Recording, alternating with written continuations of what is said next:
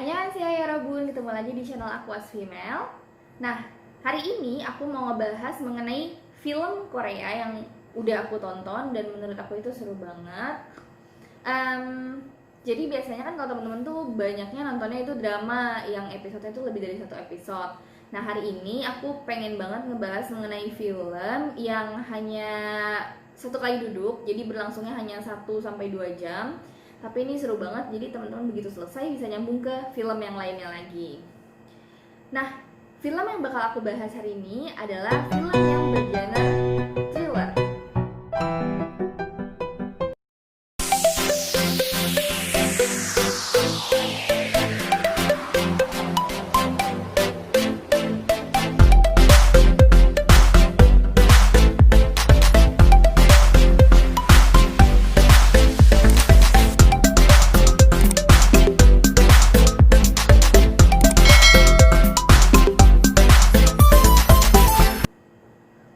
Nah, film yang pertama adalah Confession of Murder.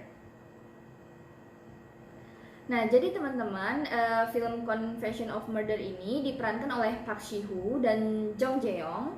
Nah, mungkin kalau Park Shi-hoo teman-teman juga udah sering lihat di beberapa film, dia juga sering berperan sebagai peran utama.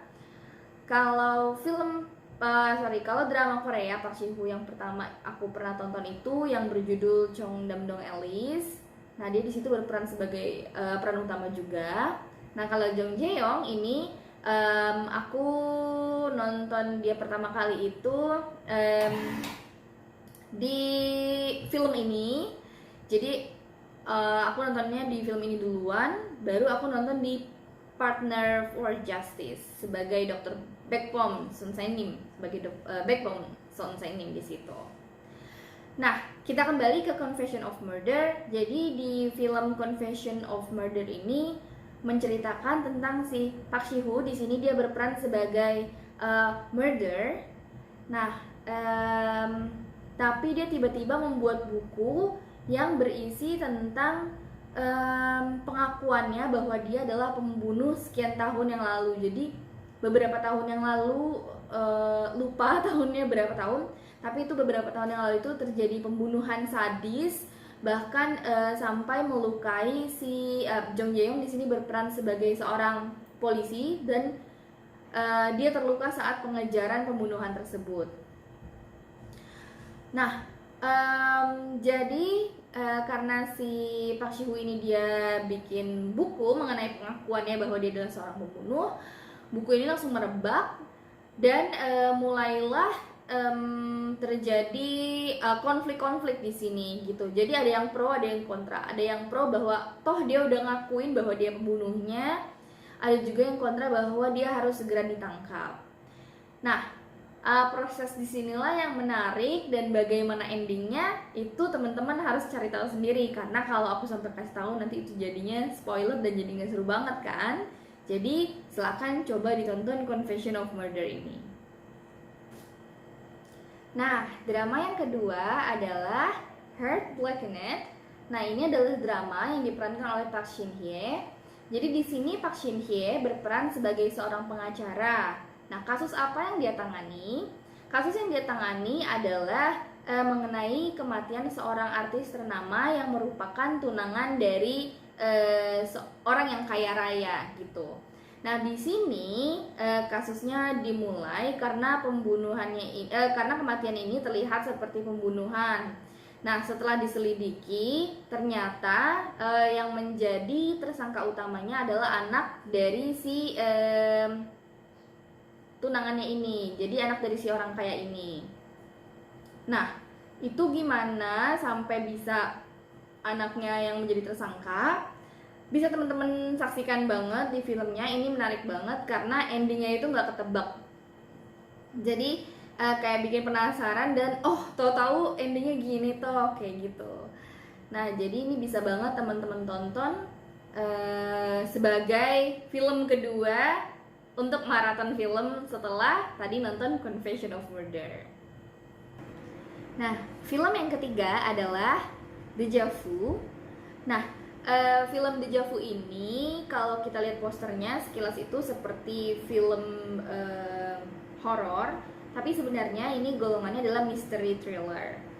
Nah, dalam film Deja Vu ini menceritakan tentang seorang pasangan yang lagi di dalam mobil, mereka lagi berpergian, tapi tiba-tiba nggak sengaja mereka nabrak seorang anak sekolah, tapi mereka langsung pergi gitu aja gitu. Mereka nggak menangani si anak tersebut. Nah, si ceweknya ini akhirnya selalu mimpiin dan dihantuin oleh si anak yang ditabrak tersebut. Akhirnya dia memberanikan diri untuk lapor ke polisi bahwa dia dan tunangannya ini telah menabrak seorang anak sekolah. Nah, tapi di sini terjadi konflik karena dia nggak bisa ngebedain apakah kejadian itu sebenarnya mimpi atau benar-benar nyata. Karena menurut tunangannya itu adalah mimpinya dia gitu, mimpinya si ceweknya ini. Jadi itu nggak ada kejadiannya. Dan polisi pun tidak menemukan korban kecelakaan. Nah, gimana kelanjutannya? Apakah itu mimpi atau nyata?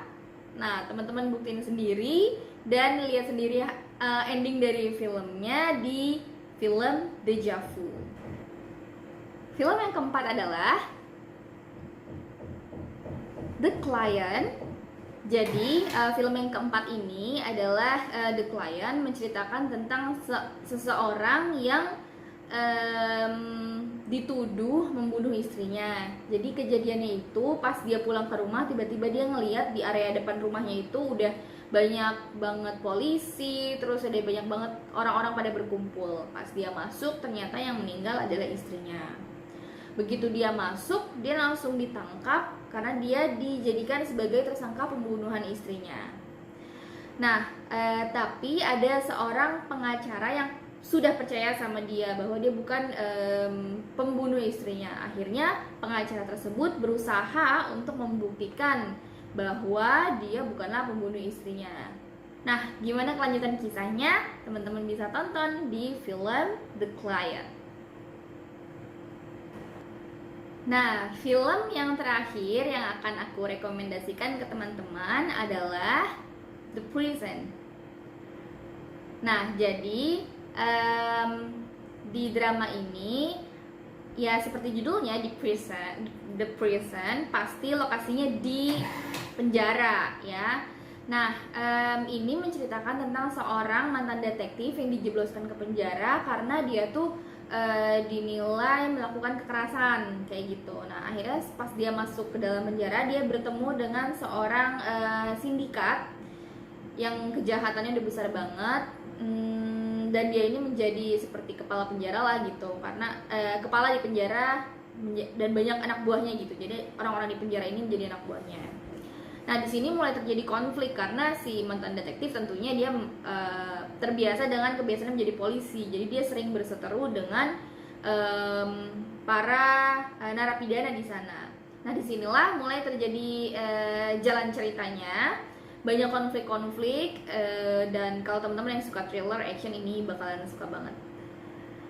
Jadi teman-teman boleh tonton drama The Prison, ini menarik banget. Terutama kalau misalnya laki-laki nih bingung ngapain nonton drama Korea. Nah, ini tuh rekomen banget nonton The Prison ini karena sama sekali nggak ada adegan percintaannya, jadi nggak yang menye-menye, yang nangis-nangis gitu. Nah, itu dia tadi teman-teman 5 film Korea yang bergenre thriller atau action.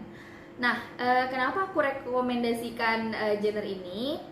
Karena pertama, memang genre film yang paling aku suka itu adalah thriller, mystery, horror. Jadi aku banyak nontonnya, baik drama maupun film itu aku lebih banyak nonton yang genre seperti ini.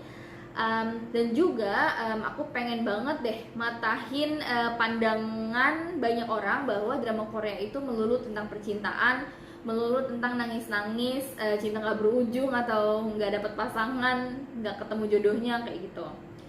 Nah, buat para laki-laki yang pengen coba nonton film atau drama Korea, mungkin bisa diawali dengan film-film yang aku kasih ini. Karena film yang aku kasih barusan ini benar-benar film laki lah istilahnya kayak gitu. Jadi hampir gak ada adegan yang bikin nangis atau mellow kayak gitu. Nah, teman-teman boleh coba untuk nonton drama thrillernya. Mudah-mudahan teman-teman suka dengan film-film yang udah aku rekomendasikan. Kalau ada yang udah ditonton, boleh komen di kolom komentar. Terima kasih. Annyeonghaseyo.